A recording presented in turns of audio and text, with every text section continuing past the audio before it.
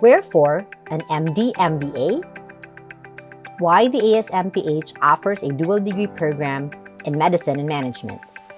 The ASMPH was established in 2007 and became the first school of medicine in the Philippines to offer a dual degree program, with each graduate earning an MD and an MBA degree. The idea of a School of Medicine and Public Health was approved by the Board of Trustees in 1997, when Dr. Alfredo Bengzon pointed out that the Ateneo, while present in the fields of law, business, and government, was absent in the field of health. And yet, it is health which most defines life in its quality. To equip and educate the doctor of the future, the ASMPH academic program integrates medicine, public health, and management to evolve a new breed of doctors who are excellent clinicians with ethical leadership and managerial skills to engage the structures and systems that impact on health. In order to address the needs of the health system, doctors must embrace leadership roles that take them beyond the walls of the clinic and the hospital. The Master in Business Administration curriculum, woven into the medicine and public health curricula, is a conscious effort to widen the perspective of healthcare from the individual patient to encompass the external environment of multiple stakeholders, communities and systems, and to add the tools of leadership and management to the clinician's repertoire of skills. We aim to form physician leaders who view clinical medicine from the perspective of patients and of populations, going beyond managing the illness of individuals to addressing how illnesses are perpetuated by systems of inequity and inequality, ignorance, and dispowerment. The ASMPH MD-MBA program is a very difficult program. While in other schools, students take 4 years to finish just their medical studies and clerkship to earn an MD degree, ASMPH students finish their medical studies and clerkship and finish their MBA courses in that same span of time. So the ASMPH student's life is very fully packed, and time and energy management is a necessary skill to survive. But more than that, it takes passion and dedication and the spirit of Magus in order to thrive. Is the MBA really necessary to form better doctors for the future? Is it all worth it? It's been 10 years since the first batch of graduates left the ASMPH campus, and there are now over 1,000 Ateneo doctors with an MD-MBA degree. Where are they now? Do they think that the MD-MBA program helped prepare them to become physician leaders? Does their MD-MBA training benefit them in their current roles and careers? Let's hear from the ASMPH alumni. When I graduated and finished the boards back in 2015, I already joined the corporate world. I am a surgical resident here in the Medical City, so I'm a fourth-year resident, and I graduated from ASMPH batch 2017. After that, went to work in the Medical City Clark and Madison 101. I started working for AC Health as soon as I passed the boards. So the boards then was in September. By December, nag-start na ako sa AC Health as part of their strategy team. Now, in the 100 years of the town's history, I was only its 4th doctor. I was also the first female doctor, its first doctor to the barrio. Me right now, I work for the Department of Tourism. It's not really a department where you see a doctor would probably work in the policy side of things. Did the MD-MBA program prepare you and gave you the perspective to become physician leaders? How has the dual degree training benefited you in your current role? You will begin to see the value and understand why ASMPH has been asking you to do these things. No? Siguro a few anecdotes lang. When you're a resident, the prevailing mindset is still that of a bit of parang hierarchy, no? Hindi masyadong collaborative, medyo siloed ang thinking, no? Very much oriented towards individual patients, even individual practices, no? So a different perspective from what we supposed to do during medical school. But as you go through the years, and I was fortunate enough to be put in a leadership position several times, no, in my journey through residency. Eventually, I ended up being the chief resident. Just like Andrew mentioned kanina, a lot of the chief residents in medical school are ASMPH graduates because there's really a set of skills and a perspective and a mindset that comes from graduating ASMPH. There are struggles because you don't know what you need to do, but you kind of have to trust the process that over your years in med school, you have been trained and you've been taught how to deal with these problems. And you'll realize as you go through that you actually have the tools within you to figure out these situations. And actually that is where the MBA comes in, because I like to think of it as an MBA mindset. It's not just the degree, it's not just the certificate or the thesis, it's the MBA mindset. It's that problem-solving mindset where you think, how can I make this situation more efficient? How can I make my team work better together? How can I help these struggling group members lift the rest of the group up? And that's the MBA mindset. And that is what you take beyond passing your thesis. When I got in med school, my mindset was really to become a clinician and, to become a doctor that will see patients and will treat patients and will provide, care for patients. But, things change when you really actually see the bigger picture of what the practice of medicine is all about, especially when you get to discover that medicine, in a sense, is more than just treating patients and prescribing medications, going to the clinics. It's more than the clinic. It's more than the clinical aspect of it. Medicine is very, very dynamic. It's also very intersectional and multi-sectoral in terms of how you could approach it. Be at home is that I can use a lot of my MBA concepts here.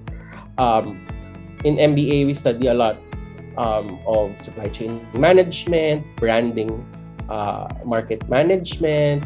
We had a little product development, and all of those concepts that we learned all throughout the 5 years I was in Ateneo, also taking up MBA, really helped me a lot in terms of just knowing what to do when I took on the job. So yes, while I spent so much of my time as the only doctor listening to people's problems and seeing patients, when I got there, I noticed that, yes, I saw patients, but I also saw the system. When I saw patients, I would think, okay, he's sick with this preventable disease, there was this preventable death. Now, how do we make sure no one else has to experience that? What are the things that are hindering us from that? So I saw systems and I saw people, and over the course of my deployment, I realized I wanted to be a doctor to both. So I guess that's how the MBA really fits into this. When Ateneo says it wants to make doctors of the future, I think that's very true, just because if you look at the situation now, if you look at, I guess, what we're experiencing now, and you think, wow, it shouldn't be that way, things should be better. I guess if you have a vision, then you have to find a way to help make it a reality, right? So the MBA really poises you. It makes you more equipped in terms of getting tools and the skills you need to actually make that happen. For the longest time, our small municipality didn't have a functional health center, and I felt like that was an opportunity and that was a challenge that I needed to take on. So we used some of the funds that we had in our NGO to build a small clinic that was offering primary care services to the pupils. And she came in with a 5-day history of cough. So she was coughing, she was febrile, and she was a classic textbook pneumonia. And because she was a classic textbook case of pneumonia, I gave her the textbook management, the clinical management for pneumonia, which at the time is amoxicillin, 250 milligrams per 5 ml.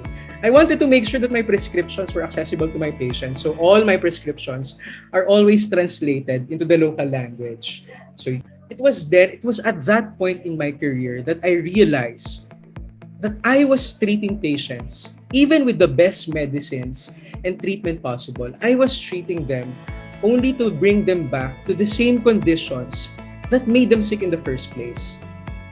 And no matter how good or how textbook my treatment was, if I keep on returning them to these unhealthy and polluted environments that are making them sicker and sicker by the day, no amount of medicine or no matter how good of a doctor I am would actually improve their lives and make them a lot healthier. What was common in all those experiences was that I was in close contact with people and resources. Looking back, I saw how advantageous our MBA degree was in all those settings. Having that dual degree also helped me gain a perspective on seeing people as stakeholders in the health system. Take note, the application of our subjects in MBA need not be limited to the hospital administration or having a business. Our health problems are not just between the doctor and the patient, but so much more. Please share some examples of how your dual degree training helped with a particular situation or a specific case in your daily work. We also would use the business concept. So the business acumen would also be utilized as part of my role. On a daily basis, we'd have to do financial planning, marketing, supply chain, and market research while keeping the interest of the doctors in mind. And of course, aside from those things, I'm actually a people manager. I handle people under me. So I actually have 5 MSLs directly reporting to me that I have to coach for them to actually achieve and reach their goals. So both teamwork and leadership are the key in making things work in the industry. My 7 years, I've come to realize that my education with ASMPH has helped me to be prepared to jump into an unknown world. And although that 7 years is still relatively short experience, I feel that I am still learning so much up until today.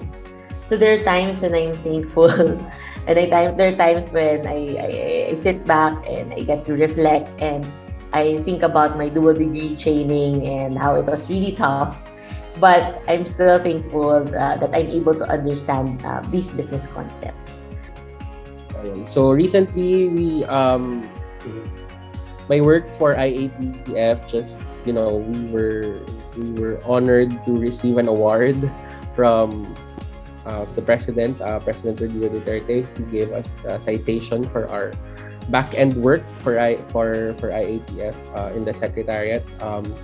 Just so you know, guys, me and my team, we were the ones who wrote all the policies na nilalabas ng IATF. All the resolutions that you see published, all the guidelines, kami yun, team namin yun. So medyo, 2 taon din yung sleepless nights and also fighting for, fighting COVID and as well as fighting the demons that are around us. And then I also got to be engaged with ASMPH and the instructors of Ateneo. And this is one of the events that we had for health financing. Ayun, and this is, I think, this is when Taal exploded and people had to meet in the National Disaster Risk Reduction Management Council meeting in the Department of National Defense. And then this is during the National Health Sector meeting, and all the Ateneo grads in DOH. Konti pa to. Ngayon, sobrang dami na namin sa DOH. Sobrang dami na nila. Sorry, hindi na pala ako part ng DOH.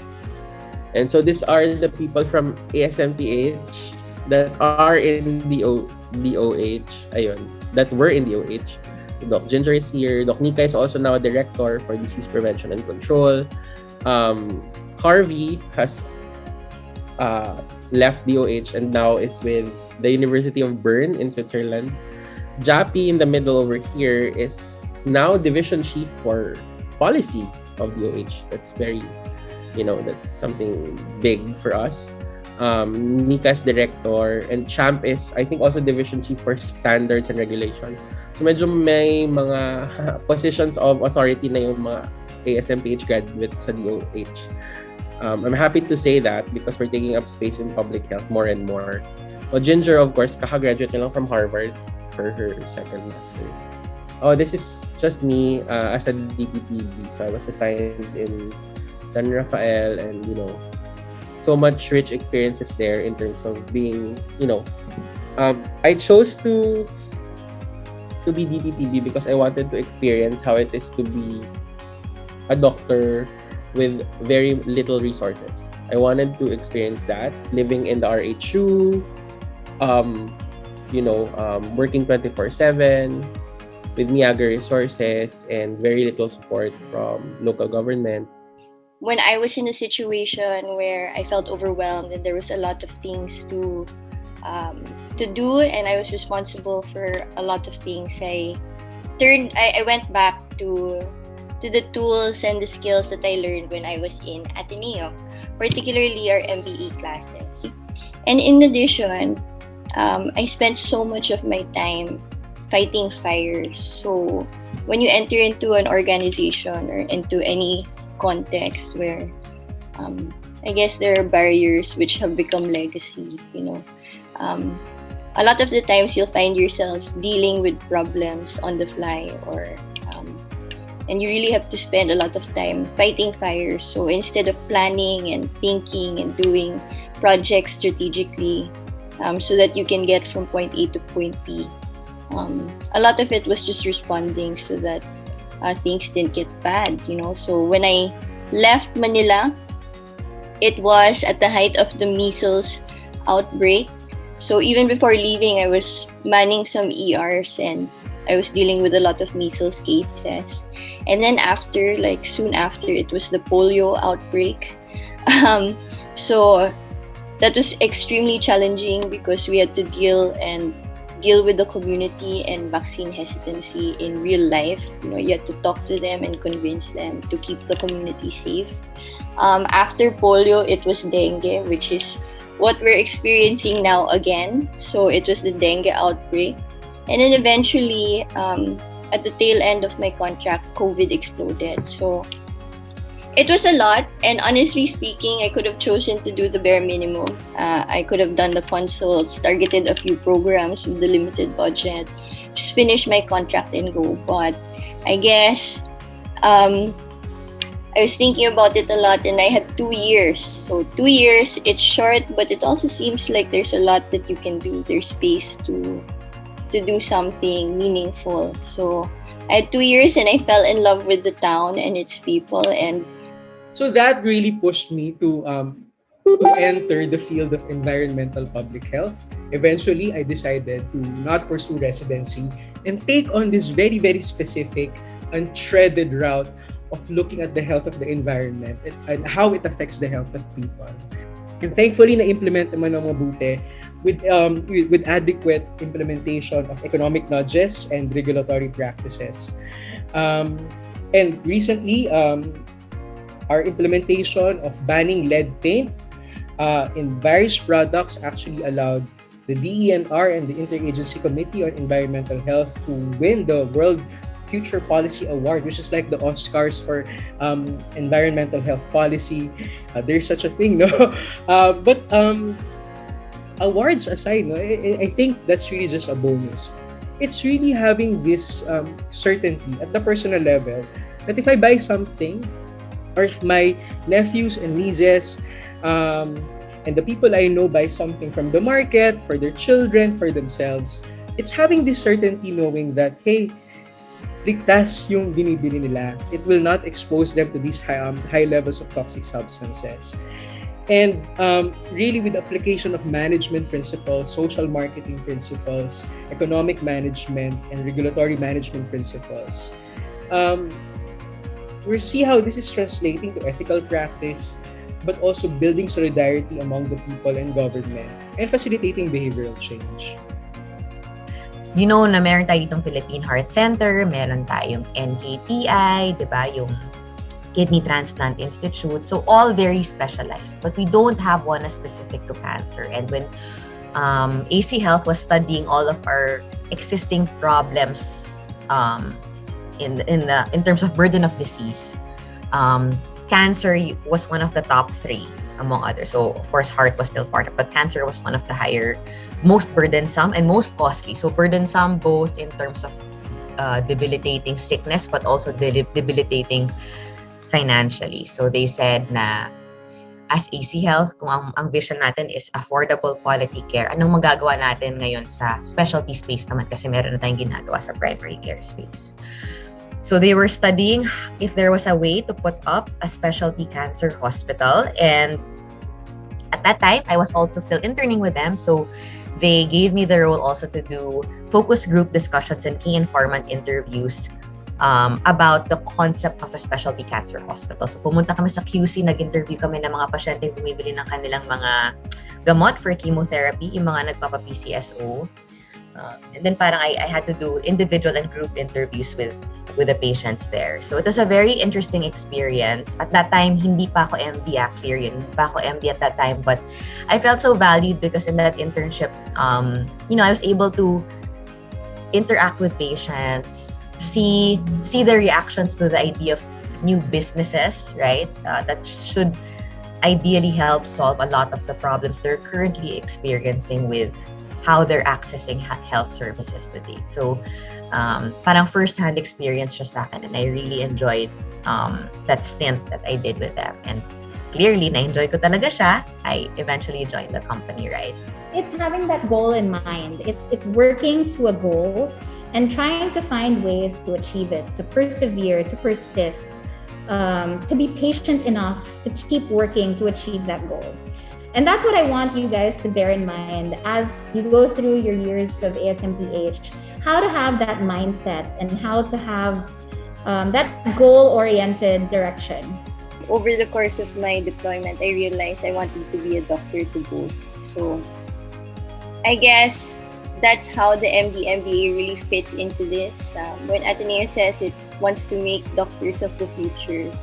But one of the first few things that you will learn in leadership in your first year is this whole idea of finding your purpose. And really, purpose is about finding the intersections of your intention to where you are being called. Being wrong sometimes is also okay. But when you jump out of your comfort zone, you'll never really know what life would bring you. So I jumped out of my comfort zone, and I'm actually enjoying where I am, and I'm continuously learning and improving how I can contribute in my own way in this vast world. So I hope this talk is something that opens your mind into what is possible. Diba? Yun, I'd want to end by sharing this. Teaching is successful only as it causes people to think for themselves. What I think matters little, but what you think after this matters more. So going back, diba? It's one heck of a ride. And now that you've already strapped in and the ride has begun, You wait until you finish the ride, then you get off the roller coaster, right? Nobody gets off the roller coaster when the ride has already begun, right? So it's gonna be a bumpy ride, and I hope you guys buckle up. The ASMPH will continue to fulfill its mission to form physician leaders who will be the doctors of the future, attuned to the wider context of healthcare delivery, able to engage with issues of quality, efficiency, and systems thinking, and able to combine clinical expertise with an awareness and appreciation of the wider contexts in which they deliver care.